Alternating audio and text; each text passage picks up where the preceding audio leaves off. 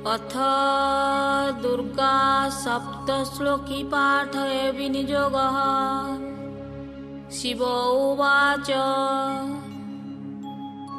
देवी त्वं भक्तसुलभे सर्वकार्यविधायिनी कलो हि कार्यसिद्धार्थं मुपायं ब्रूहि यत्नतः।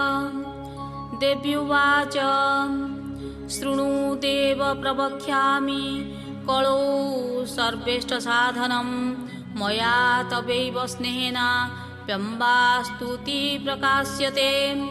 ॐ अस्य श्रीदुर्गा सप्तश्लोकी स्तोत्रमन्त्रस्य नारायण ऋषिः अनुष्टुप् छन्दः श्री महाकाली महालक्ष्मी महासरस्वती देवता श्रीदुर्गा प्रीत्यर्थं सप्तश्लोकी दुर्गा पाठे विनियोगः।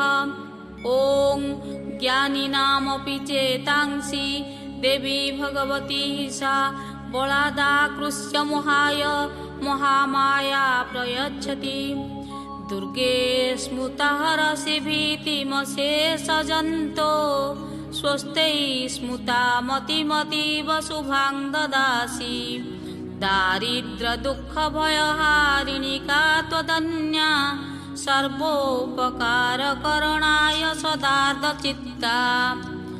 सर्वमङ्गल्यमाङ्गल्ये शिवे सर्वार्थसाधिके शरण्ये त्र्यम्बके गौरी नारायणी नमोऽस्तुते।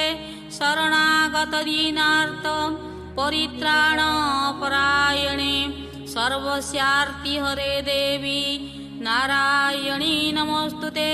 सर्वस्वरूपे सर्वेशे सर्वशक्तिसमन्विते भयेभ्योस्त्राहिनो देवी दुर्गे देवी नमोऽस्तुते।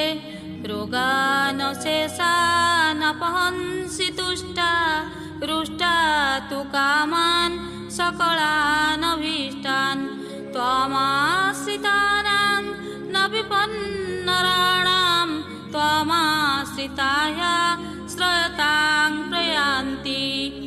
सर्वबाधा प्रशमनं त्रैलोक्यस्याखिलेश्वरी एवमेव त्वया कार्यमस्मद्वैरी विनाशनम्।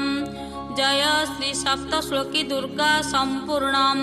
ॐ दुर्गे दुर्गे रक्षिणी नमः।